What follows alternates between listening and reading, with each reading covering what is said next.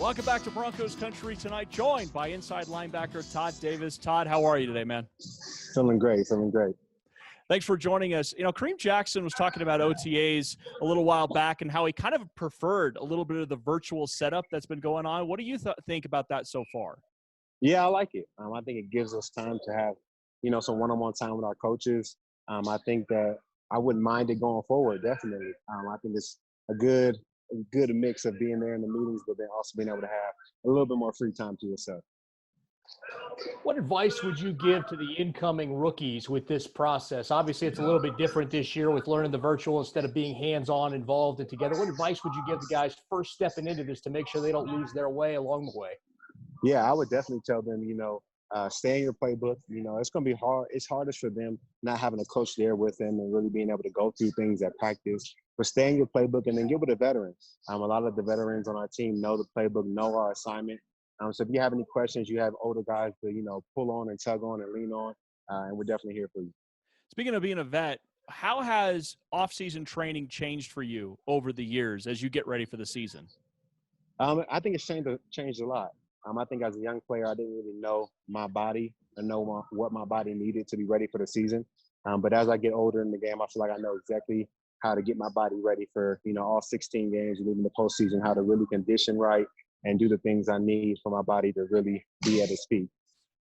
One of the things that's debated over and over against media and fans is how much the role of veteran mentorship means. What is your view on being a veteran and mentoring these young guys coming up? Is it incumbent upon them to come to you, or do you take them aside and try to instruct them? How do you view that mentorship relationship? I think it's really on the vets, to grab the younger guys and pull them under their wing. I remember being a young guy in New Orleans, and that's what happened to me. An older guy by the name of Curtis Lofton came and put me under his wing and really taught me a lot of things. And even when I came here, I had B. Marsh and Danny, older guys that kind of took me under their wing. I think that's what makes you comfortable. I think you actually learn better from your peers than you do from coaches at times. They can teach you different things about the game that you don't get from other coaches or other people. So I think it's definitely on the vets to make sure our team is strong, because I think we're as strong as the vets, but I think the team is as strong as the rookies as well. Todd, you've had varying levels of offensive production over the last several years. So what does it mean to the defensive side of the ball when the offense is playing with a lot of confidence?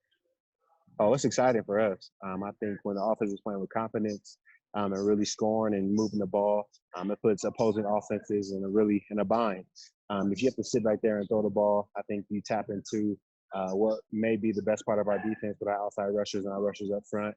Our corners and safeties. You have to throw the ball up. You're either going to get a sack, or it's going to be picked off. So I love when the offense is out there and really has the ball rolling.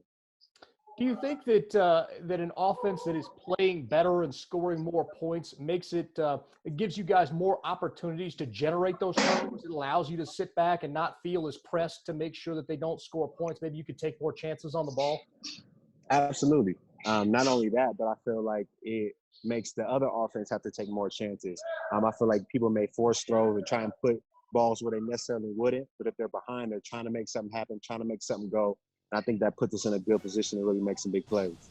Do you know at some point in the offseason or in training camp that your offense is going to be good that year? Is there a moment in training camp where you're like, dang, these guys are going to play well this year? Absolutely. I feel like, as a defense, we've been pretty good over the past couple of years. When we face our offense and they're kind of scoring on us and really moving the ball, we can't really stop them. That's when we know, okay, our offense is going to be something to deal with this year. Is there a little bit of trash talk back and forth in those moments? Is that like when they got a little bit of swagger or something? Oh, yeah, for sure. If we're talking mess and they're talking back, we definitely love that. Philip Lindsay, I feel like that's one of the things he definitely brought to the offensive squad. He will not be quiet no matter what's going on. He's going to talk. Gotta love it. It's an interesting schedule for the Broncos this year. Obviously, you guys get the NFC South. There's the New Orleans tie-in for you. Drew Brees there. Tom Brady's going to be with the Tampa Bay Bucks. Is there any particular quarterback on there you've just got circled as, hey, I want to pick this guy off or I want to sack him? Is there any one of those you want to add to the Todd Davis legacy? I say I would check the all of them box. I definitely would like to have a pick against all of them. Tom Brady, of course, is a legend. Drew, being the first quarterback I played with, another future Hall of Famer would be great to pick off. So I'll just pick all of the above. Have you given much thought to the possibility of not playing with a full fan base behind you, or even playing with much of a crowd if that ends up being the case? Yeah, I thought about it a little bit. I'm definitely going to show up to play, but it won't be the same with our fans. I think our Mile High fans are what, makes us great and, turns our energy up. It's definitely something that opposing offenses have to deal with. Our crowd's going to be loud. They're going to make noise. They're going to force you into, calling timeouts when you necessarily don't want to.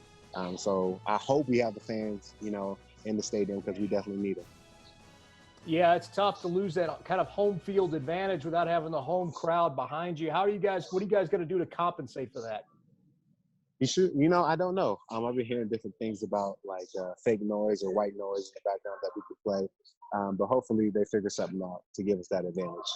It kind of feels like, and yeah, we've heard the same thing. It kind of feels like maybe you could open things up, I guess, from a broadcasting perspective. Would you guys be open to having on-field mics, being able for people to get a little bit of an inside view of what the NFL is like on the field? Yeah, that would be cool. I definitely wouldn't mind that. I think people would enjoy it. I think anytime you're able to see more of the team you like or the people that you like, you enjoy it more. Just like that Jordan documentary, getting an inside look at his life and how everything was going on when he was winning championships, it definitely makes you love the game more and love him more.